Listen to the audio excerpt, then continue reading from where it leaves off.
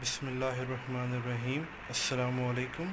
मेरा नाम हमाद हसन है और मेरा टॉपिक है सोशल मूवमेंट्स।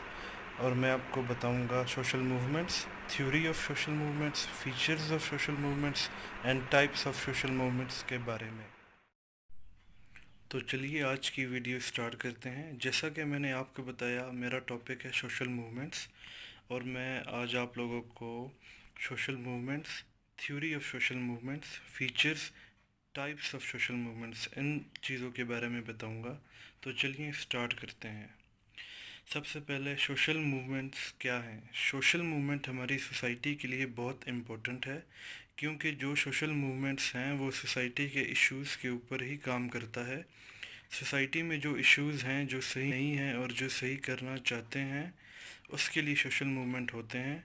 लोग इन सोशल मूवमेंट को ऑर्गेनाइज करते हैं ताकि सोसाइटी के इविल्स और इश्यूज़ को हम हैंडल कर सकें।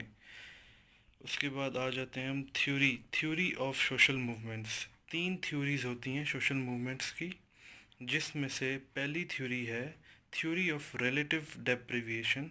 इस थ्योरी के अकॉर्डिंग ये है कि जो सोशल मूवमेंट्स होते हैं वो एक साइकोलॉजिकल फैक्टर से आते हैं। जब एक पार्टिकुलर ग्रुप अपने आप को डिसएडवांटेज्ड और डिसकम्युनिकेटेड समझने लगता है, तब एक सोशल मूवमेंट डेवलप होने लगता है। इसका सबसे इम्पोर्टेंट हाईलाइटिंग फैक्टर है साइकोलॉजिकल फैक्टर, जैसे इमोशंस।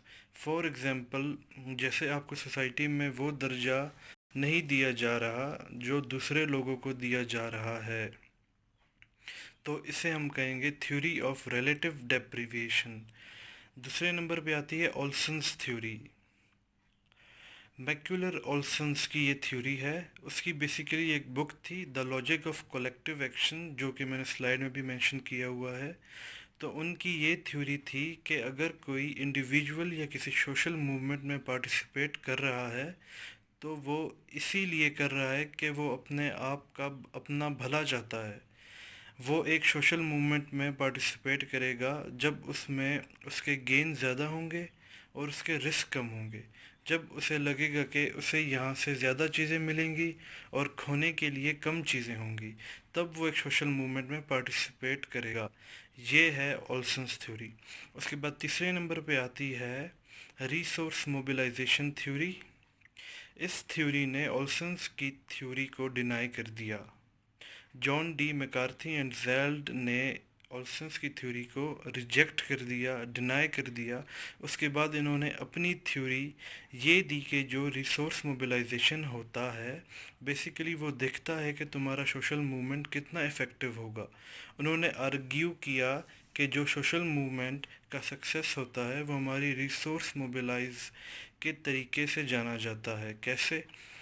जैसे हमारे पास ज़्यादा रिसोर्स होंगे, लीडर्स अच्छे होंगे, कम्युनिकेशन अच्छी होगी, हमारे पास अच्छे आइडियाज़ होंगे, एंड हमारे पास जितना ज़्यादा रिसोर्स होगा उतना अच्छा होगा। जितने ज़्यादा कॉन्टैक्ट्स होंगे, जितनी ज़्यादा कम्युनिकेशन होगी एंड ऑल दैट, ये सब होंगे, उतना ज़्यादा हमारा सोशल मूवमेंट इफ़ेक्टिव होगा। तो बेसिकली ये है रिसोर्स मोबिलाइजेशन थ्योरी। उसके बाद हम आ जाते हैं फीचर्स पे कि सोशल मूवमेंट के फीचर्स क्या हैं। सबसे पहला इम्पोर्टेंट फीचर जो हम कह सकते हैं कि सोशल मूवमेंट की डेफिनेशन भी हो सकती है, वो है सस्टेन्ड कलेक्टिव एफर्ट। सस्टेन मतलब एक ऑन गोइंग प्रोसेस है। अगर हम आज कहें कि हमें कल सोसाइटी से कुछ हटाना है और वो कल हट जाए, ऐसा नहीं होगा। इसके लिए हमें बहुत लंबे पीरियड तक काम करना पड़ेगा उस पर, और उस पर एफर्ट देना पड़ेगा, तब जाके वो हटेगा। तो ये है सस्टेन कलेक्टिव एफर्ट। नंबर 2 पे है डिग्री ऑफ ऑर्गेनाइजेशन। क्योंकि सोशल मूवमेंट एक इंसान के लिए नहीं है बल्कि कलेक्टिव एफर्ट है, तो जितना बहुत सा तो जहाँ बहुत सारे लोग होंगे वहाँ ऑर्गेनाइजेशन बहुत ज़रूरी है। हर चीज़ जब तक ऑर्गेनाइज्ड वे में नहीं होगी, उस चीज़ को हम नहीं निकाल सकेंगे। बहुत मुश्किल एफर्ट होगा जब तक वो ऑर्गेनाइज्ड वे में ना हो। उसके बाद तीसरी है distinct mode of protest. Protest के बहुत सारे तरीके होते हैं, मोड्स होते हैं, जैसे ब्लैक क्लॉथ, काला कपड़ा यूज़ करना। इसी तरह के डिफरेंट मोड होते हैं प्रोटेस्ट के, और उनके थ्रू हम सोशल मूवमेंट्स को कैरी आउट करते हैं। उसके बाद आता है डिफाइंड स्ट्रक्चर। हर सोशल मूवमेंट का, जैसे हम इंटरनेशनल मूवमेंट की एक एग्जांपल ले सकते हैं कि पाकिस्तान की फ्रीडम स्ट्रगल का उस टाइम पे भी एक पार्टिकुलर डिफाइंड स्ट्रक्चर था। लीडर्स थे जो जो हमें सजेस्ट कर रहे थे कि ये आइडियोलॉजीज़ हमें अपनानी चाहिए, मतलब एक प्रॉपर स्ट्रक्चर था। उसके बाद आ जाते हैं शेयर्ड ऑब्जेक्टिव्स एंड आइडियोलॉजी पे। ऑब्वियसली क्योंकि ये एक कलेक्टिव एफर्ट है, तो किसी एक पर्टिकुलर इंसान की आइडियोलॉजी जिससे सिर्फ वो एग्री करता है, हम उसको यूज़ नहीं कर सकते। हमें शेयर्ड ऑब्जेक्टिव एंड आइडियोलॉजीज़ चाहिए। आइडियोलॉजीज़ मतलब सोच, हमें शेयर्ड यूज़ करना पड़ेगा जिससे सब एग्री हों, सब एग्री करते हों। जैसे एक पर्टिकुलर टॉपिक है, जहेज़ नहीं होना चाहिए। अब इस बात से सब एग्री करते हैं कि जहेज़ नहीं होना चाहिए, इसीलिए ये बहुत इम्पोर्टेंट फीचर है सोशल मूवमेंट का। उसके बाद हम आ जाते हैं टाइप्स पे, टाइप्स ऑफ सोशल मूवमेंट। तीन तरह की वैसे तो बहुत सारी टाइप्स हैं सोशल मूवमेंट की, लेकिन मैंने ये तीन इम्पोर्टेंट टाइप्स को मेंशन किया है। सबसे पहले है रिडेम्पटिव और ट्रांसफॉर्मेटरी। उसके बाद है रिफॉर्मेटिव या रिफॉर्मिस्ट सोशल मूवमेंट, और थर्ड पे है रेवोल्यूशनरी सोशल मूवमेंट। तो रिडेम्पटिव मूवमेंट क्या है, ये क्या होता है?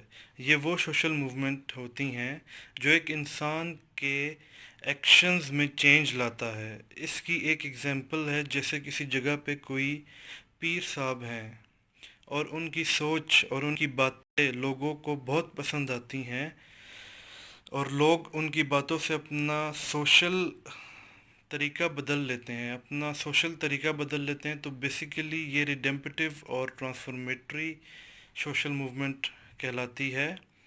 मतलब जैसे उन्होंने कोई भी चीज़ यूज़ नहीं की हुई, लेकिन बस उन्होंने बातें की हैं और वो लोगों को पसंद आई है, उन्हीं से ही लोगों ने अपने आप में बदलाव ले आए हैं, और उससे सोशल इवल्स भी हटाए गए हैं।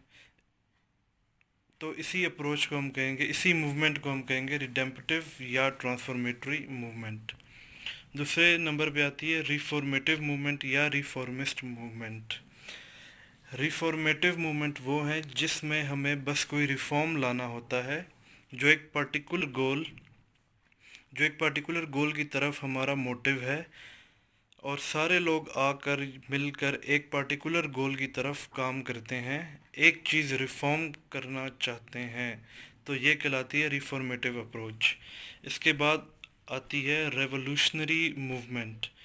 रेवोल्यूशनरी मूवमेंट क्या होता है, जिसमें यूजुअली रेडिकल पावर का यूज़ करते हैं, और जनरली ये स्टेट को कैप्चर करके किया जाता है।